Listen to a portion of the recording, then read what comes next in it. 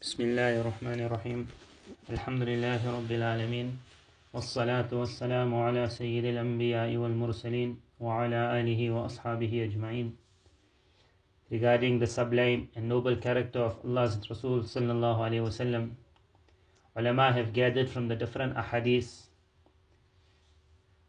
which has been written in the kitab of Imam Ghazali rahimullah, Adabun Nabi, Mufti Muhammad Shafi Sahib rahimullah, thereafter translated it. The crux of those ahadith and the meaning of the ahadith which they gathered is as follows. Rasulullah sallallahu alaihi wasallam was the most forbearant and the bravest of all people. He was the most just and most forgiving. Allah's Nabi sallallahu alaihi wasallam was the most chaste person.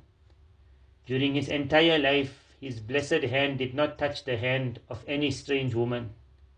That is, as long as he was not married to her, did not own her, or she was not his mahram, his hand would not touch. Allah's Nabi sallallahu alaihi wasallam was the most generous. Not a dirham or dinar, a gold or silver coin would remain by him for even one night.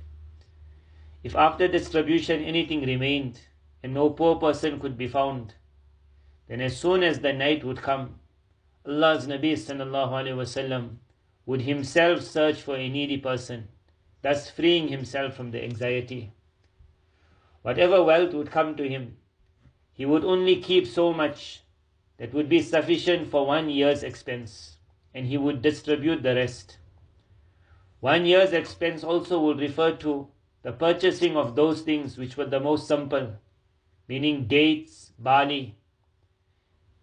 And even from this which he kept for 1 year, if anyone would ask him for anything, Allah's Nabi sallallahu alaihi wasallam would never refuse. Even these yearly expenses would be used for others. For this reason we find in the ahadith, before the completion of the year, the goods of Rasulullah sallallahu alaihi wasallam would always be depleted. Allah's Nabi sallallahu alaihi wasallam would himself mend his shoes. He would patch his own clothing. He would serve his family members, do housework, and would sit and cut meat with them. He was the most modest. Due to excessive modesty, Allah's Nabi sallallahu alaihi wasallam would never focus his blessed gaze on anyone. He would always look more to the ground.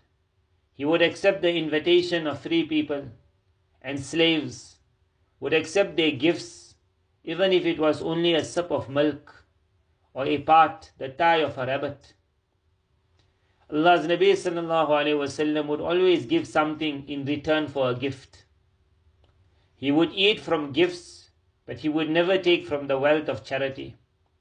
He would not reject the invitation of a low person, even if it was a low slave girl or a poor person. Nabi sallallahu alaihi wasallam's anger was only for Allah. That is, when something happened against the Sharia, when the bounds set by Almighty Allah were exceeded, then he would get angry. Allah's Nabi sallallahu alaihi wasallam never got angry for his own self. He would always speak the truth, even if harm had to come.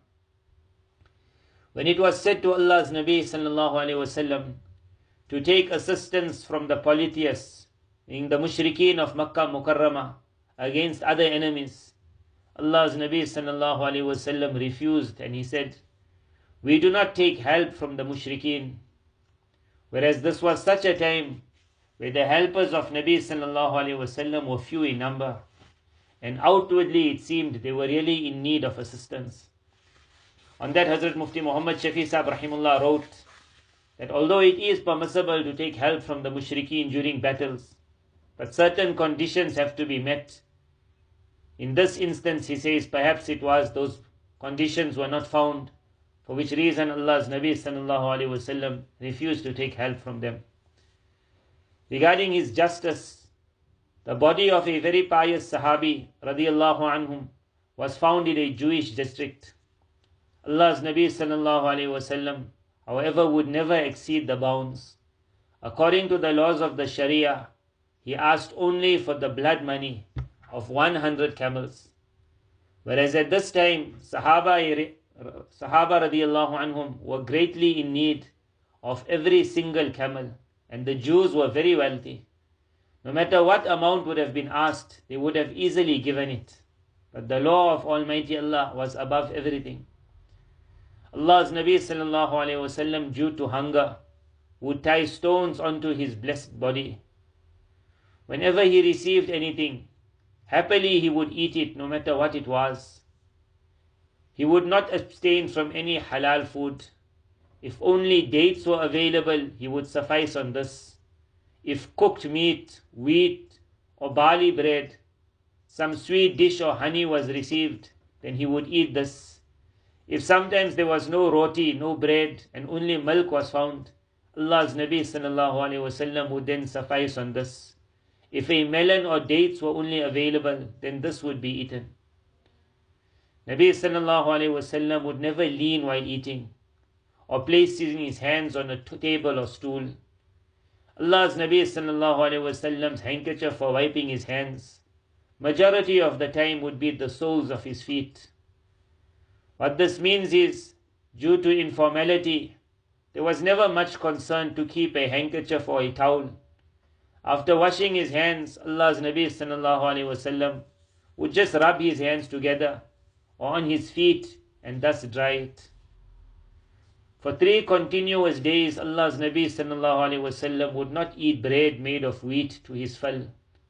This was not always because of poverty, need or stinginess, but rather because Rasulullah sallallahu alayhi wasallam would give preference to other poor and needy people.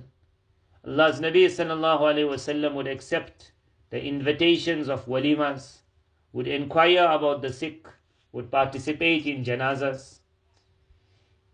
Rasulullah sallallahu alayhi wasallam loved to walk alone, many a time without any companion, even if it happened that he was going to be walking amongst his enemies. Nabi sallallahu alayhi wasallam was the most humble of people.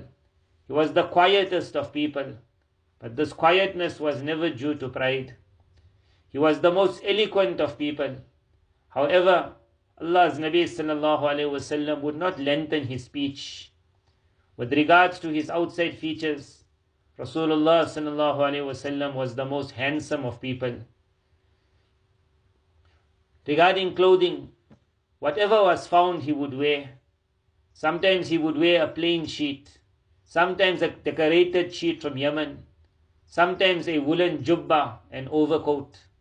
In short, whatever was attained with halal wealth would be worn by the Rasul of Allah sallallahu alayhi wasallam. Allah tabarak ta'ala blessed him with the most unique character, most unique surat, the most unique sirat. And Almighty Allah then said to us that indeed in the Messenger of Allah sallallahu alayhi wasallam, for you there's a beautiful example. May Almighty Allah bless us all with the tawfiq and ability to love the Messenger of Allah sallallahu alayhi wasallam, to love his surah, to love his seerah, and to make the greatest of efforts to follow it from the beginning till the end, from A to Z. Wa akhiru da'wana anil hamdulillahi rabbil alameen.